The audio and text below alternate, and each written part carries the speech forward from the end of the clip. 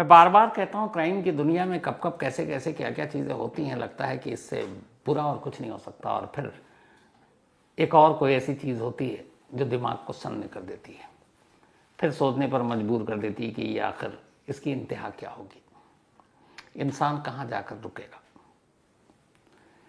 Indian army में एक शख्स काम करता था, मतलब उस वक्त वो फौजी था इंडियन आर्मी में, नाम गुरुमूर्ति। अच्छा खासा पढ़ा लिखा, देशभक्ति का जज्बा, और इसी देशभक्ति के जज्बे से वो इंडियन आर्मी ज्वाइन करता क्योंकि उसका ड्रीम था। हैदराबाद का रहने वाला गुरुमूर्ति इंडियन आर्मी में कुछ वक्त काम करता है और फिर इंडियन आर्मी छोड़ देता है। इसके बाद जब वो कुछ और काम करता है, फिर लास्ट में एक बहुत ही इंपॉर्टेंट जगह, बहुत ही मतलब खुफिया जगह जिसको हम कहते हैं, DRDO, development organisation, defence research and development organisation, DRDO, वहाँ बतौर सिक्योरिटी अफसर के तौर पर वो काम करना शुरू कर देता है आर्मी छोड़कर, क्योंकि आर्मी का बैकग्राउंड था, इसलिए DRDO में भी उसे नौकरी मिल गई। DRDO बहुत ही सेंसिटिव जगह है, यहाँ पे सारे डिफेंस की चीज़ें रिसर्च होती हैं, यहाँ के हर एम्प्लॉय, हर गार्ड, हर सिक्योरिटी वालों की भी एक तरह से जासूसी होती है। तब गुरुमूर्ति आर्मी से निकलकर DRDO में काम कर रहा है।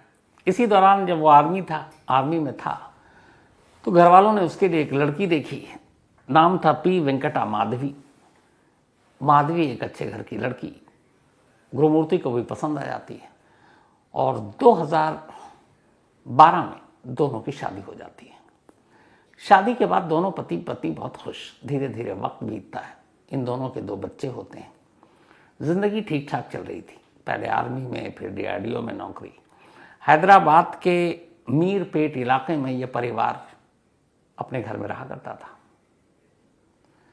धीरे धीरे वक्त बीता, सब कुछ ठीक ठाक था। माधवी के घर वालों को भी पता था कि माधवी का परिवार ठीक है, पति उसे प्यार करता है, 2 बच्चे हैं, अक्सर त्योहारों में घर आना जाना भी होता उसका मायके। अब जनवरी में मकर संक्रांति हम लोगों के यहाँ नॉर्थ इंडिया में 14 जैन को होता है, और ये अलग अलग नामों से देश के अलग अलग हिस्सों में भी होता है। तो साउथ इंडिया में बड़ा फेमस है, इसको पोंगल कहते हैं, लेकिन वो हमसे भी ज़्यादा इसको बेहतर तरीके से मनाते हैं, बल्कि 4-7 दिनों तक वो पोंगल मनाते हैं। हमारे यहाँ तो ये कि 14 जैन को 14 जनवरी को मनाया और बस, वहाँ 4 से 7 दिनों का ये त्यौहार होता है।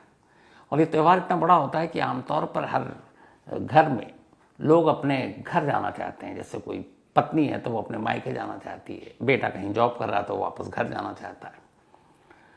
तो पोंगल के दिन आया, सब कुछ ठीक ठाक। 16 जनवरी ये आखिरी दिन था जब माधवी ने अपने मायके फ़ोन पर बात की। अमूमन वो हर दिन एक बार शाम को या रात को ज़रूर घर पर फ़ोन करती थी। अब 16 जनवरी को एक बार आखिरी सुबह बात हुई, लेकिन रात को ही नहीं। घर वालों को अजीब लगा, लेकिन उन्होंने कहा कोई बात नहीं, त्यौहार है, बिजी होगी। 17 जनवरी को फ़ोन किया, फिर भी कोई सूचना नहीं। उन्होंने अपने दामाद को फ़ोन किया, गुरुमूर्ति को। तो गुरुमूर्ति ने कहा कि पता नहीं वो गुस्से में कहीं चली गई है। उन्हें लगा ठीक है आ जाएगी।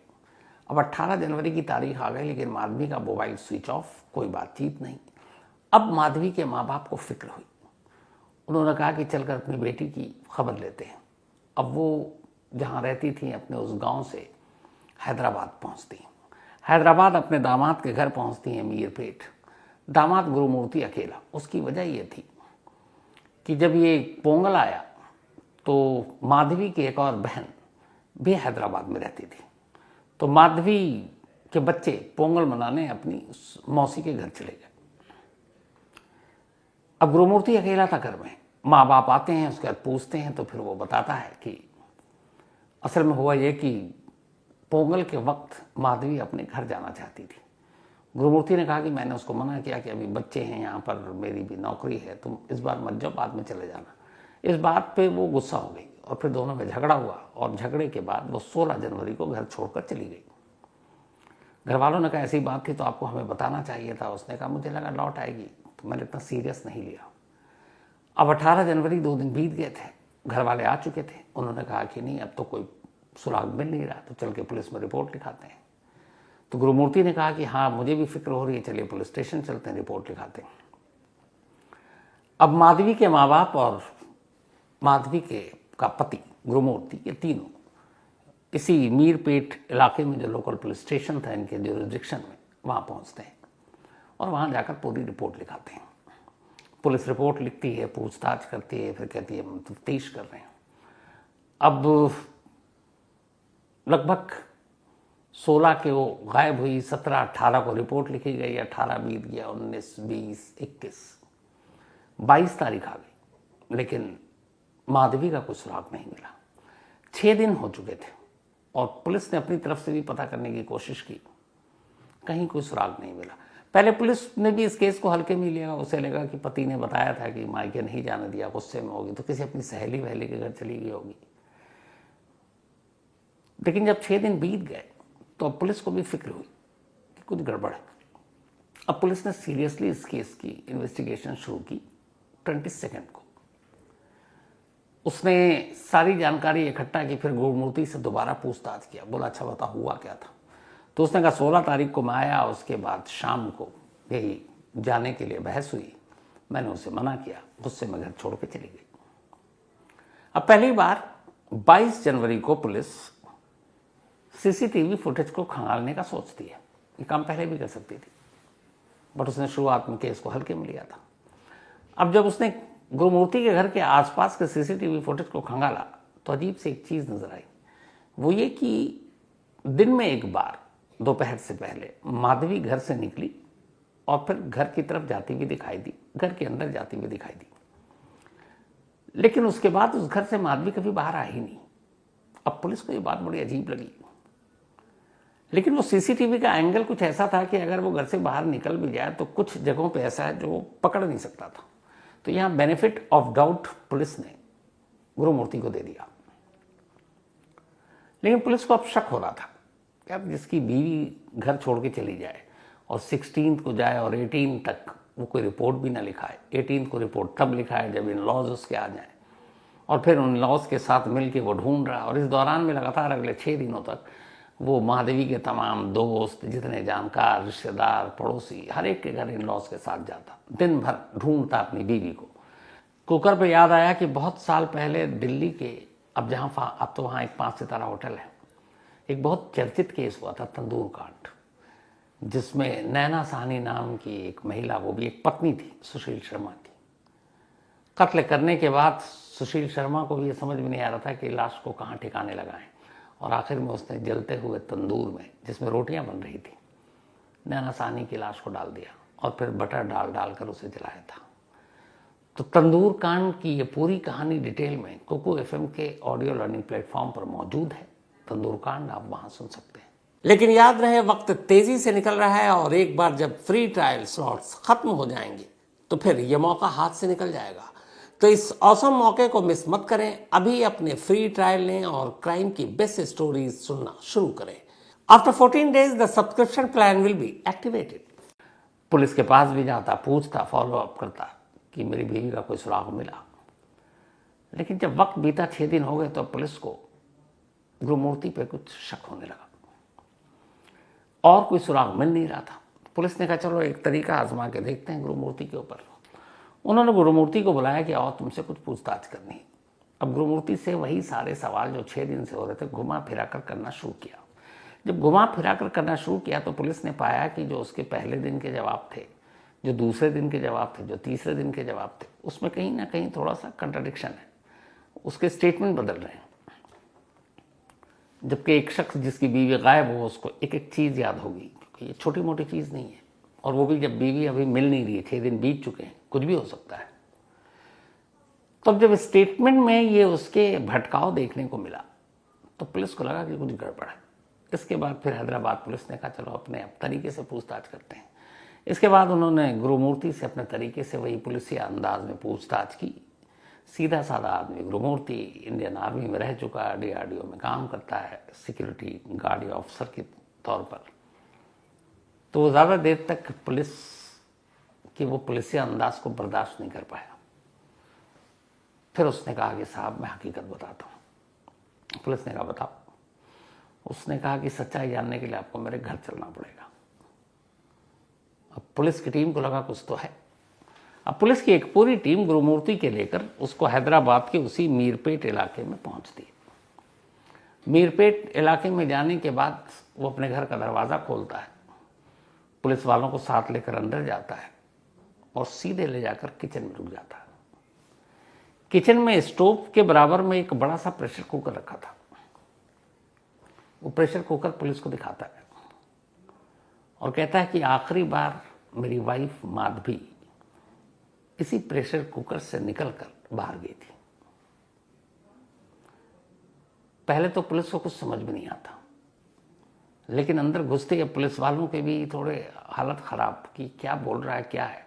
कई बार ऐसा होता है जब कोई क्रिमिनल या कातिल जब वो कुछ अपनी कहानी सुनाता है ना, तो बेशक वर्दी में हो, पुलिस वालों के भी रोंगटे खड़े हो जाते हैं, क्योंकि वो इंसान है, वो भी डरने लगते हैं।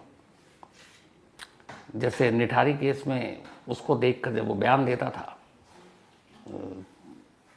तो पुलिस वाले डर जाते थे। तो यहाँ पे भी जब उसने बताया कि इस कुकर के रास्ते ही वो घर से बाहर गई, तो पुलिस को लगा कुछ तो अब गड़बड़ है।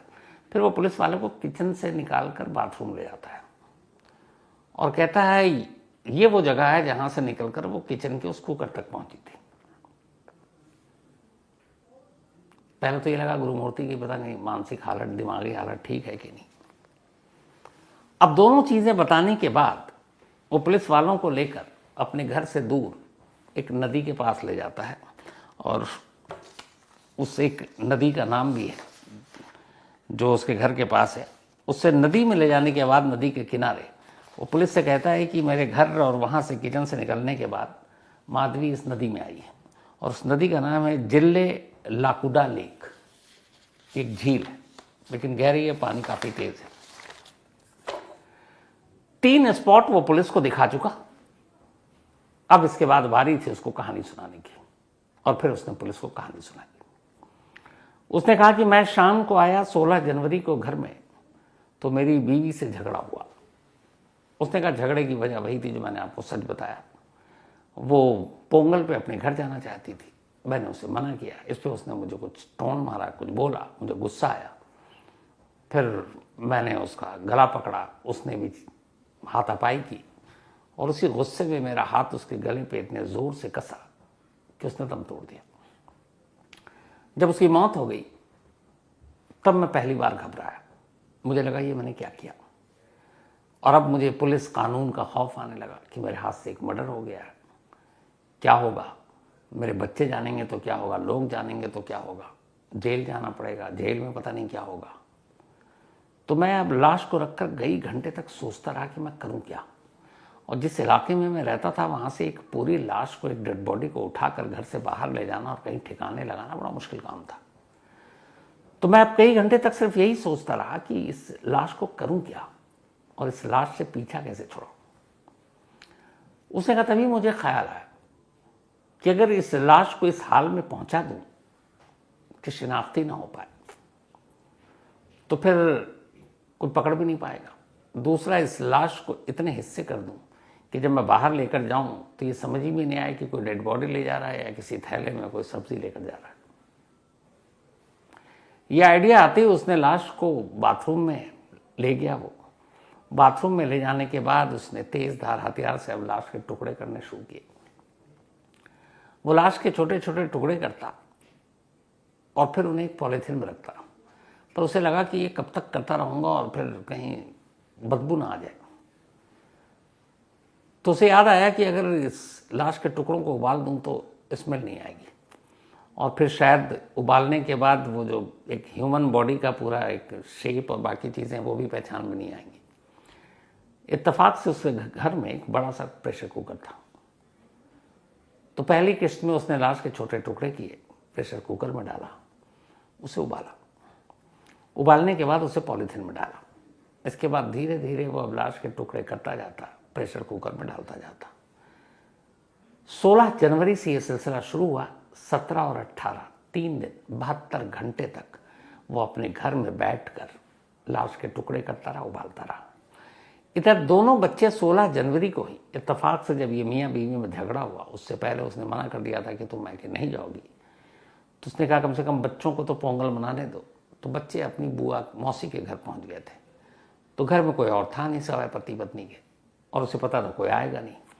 तसल्ली से 72 घंटे तक उसने लाश के टुकड़े किए, प्रेशर कुकर में उबाला और फिर पॉलीथिन में डालता गया। लेकिन अब उसके बाद उसके सामने एक और दिक्कत आई।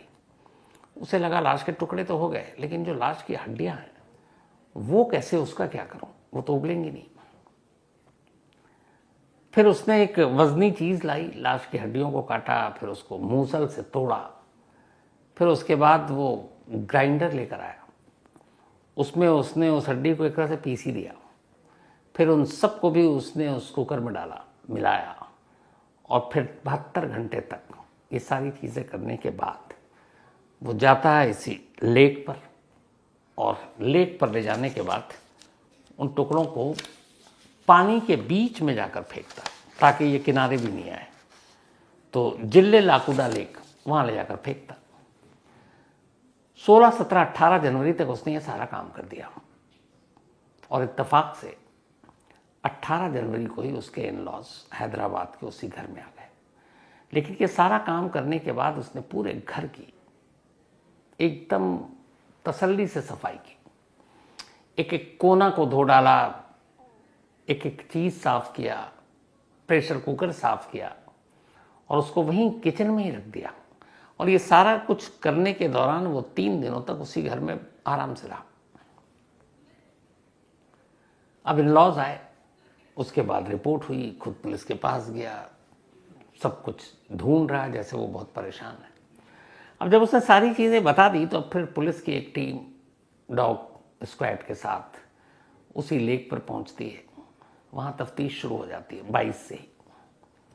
लेकिन 24 घंटे से ज़्यादा हो गए हैं, कई गोताखोर भी उतारे गए, लाश का एक छोटा सा टुकड़ा भी पुलिस के हाथ नहीं लगा। अब उस लेक में बहुत सारी मछलियाँ, बड़ी बड़ी मछलियाँ भी हैं। पुलिस को अंदेशा यही है कि जिस तरीके से बॉयल किया गया, फेंका गया, तो शायद लाश के टुकड़े मिले नहीं, हड्डियों के मिलने का अब सवाल नहीं पैदा होता, क्योंकि उसने उसको ग्राइंडर में पीस डाला। अब फॉरेंसिक की टीम पहुंची उसके घर पर, क्योंकि नंगी आंखों से देखने में घर से एक भी चीज़ नहीं मिली। लेकिन कितनी भी सफाई कर दो, कई बार कुछ सुराग सबूत फॉरेंसिक के, कुछ मांस का लोथड़ा, स्किन या ब्लड का कोई स्टेन, वो मिल जाता है। तो फॉरेंसिक की टीम ने घर के कोने कोने को, यहाँ तक कि प्रेशर कुकर को भी कब्जे में लिया, बाथरूम के नल, हर चीज़ को एग्जामिन किया, और वहाँ से नमूने उठाए और अपने साथ ले गई। अब उस रिपोर्ट के बाद पता चलेगा कि उन नमूनों में से कहीं भी ह्यूमन बॉडी के कुछ अंश मिले हैं कि नहीं, कोई ब्लड स्टेन मिला है कि नहीं। कातिल इकबाल जुर्म कर चुका है, कातिल पुलिस के कब्जे में है, कत्ले का तरीका भी बता दिया है, वो प्रेशर कुकर भी पुलिस को दे दिया है। लेकिन अब दिक्कत यह है कि पुलिस को लाश के नामो निशान के नाम पर कुछ भी नहीं मिला है। अब यहाँ सवाल ये कि अगर लाश का कोई टुकड़ा ना मिले, और फॉरेंसिक एक्सपर्ट्स की टीम जो घर में अब तक गई, जो छानबीन की, वहाँ से भी अगर सिर्फ ब्लड स्टेन या ऐसी कोई चीज़ छोटी मोटी मिल भी जाए, तो ये केस अदालत में कहाँ जाकर रुकेगा। क्योंकि ऐसे ही केसेस में आमतौर पर जो क्रिमिनल होते हैं वो इसका फ़ायदा उठाते हैं। तो अब ये हैदराबाद पुलिस के लिए एक बहुत बड़ा चैलेंज है कि कातिल है इकबालिया, उसका बयान है, लेकिन पुलिस को दिया गया स्टेटमेंट अदालत में मान्य नहीं होता है। तो वहाँ पे चाहिए प्रूफ, सबूत, एविडेंस, विटनेस, और इनमें से अभी तक सारी चीज़ों में पुलिस के हाथ खाली हैं। अगर उस लेक से एक भी लाश का टुकड़ा मिल जाए तो डीएनए के जरिए पुलिस इस्टेब्लिश कर सकती है कि वो माधवी का टुकड़ा है। उस घर से अगर कोई ऐसी चीज़ मिलती है तो भी थोड़ा सा केस में हेल्पफुल होगा। लेकिन अगर ये चीज़ें नहीं मिलती हैं तो फिर गुरुमूर्ति को क्या सज़ा दिला पाएगी हैदराबाद पुलिस, फिलहाल ये कहना मुश्किल है। गुरुमूर्ति इस वक्त पुलिस कस्टडी में है, कोर्ट ने उसे पुलिस हिरासत दे रखा है, पुलिस हिरासत में उससे पूछताछ हो रही है, और ये भी पुलिस कंफर्म कर रही है कि कहीं झूठ तो नहीं बोल रहा, उसी लेक में उसने फेंका, यहीं कहीं और फेंका, कुछ उलझा तो नहीं रहा है। लेकिन अब तक जो वहाँ के पुलिस सोर्सेज हैं उनका कहना है कि जो उसका स्टेटमेंट है वो यही है कि उसी लेक में फेंका। तो पुलिस की जांच जारी है, अब देखिए इसमें वो क्या सबूत लेकर आती है। लेकिन इस कहानी के सामने आने के बाद इस मीरपेट इलाके में जिसने भी ये सुना है, ये घर एक तरह से इस वक्त उन लोगों के लिए एक पता नहीं क्या टूरिस्ट स्पॉट जैसा हो गया। हर कोई आकर देखना चाहता है कि यही वो घर अच्छा जिसमें कुकर में उबाला गया। पूरे लोकल न्यूज़पेपर भरा हुआ है इस स्टोरी से। लोग दूर दूर से आकर देखना चाहते हैं इस घर को। ये भी एक अलग है कि एक ऐसी वारदात में भी तमाशबीन पैदा हो जाते हैं। लेकिन शुरू में जो मैंने कहा था, मतलब इंसानी दिमाग से खतरनाक कुछ नहीं, और इंसानी दिमाग कहाँ तक जाए समझ पाना भी मुश्किल है।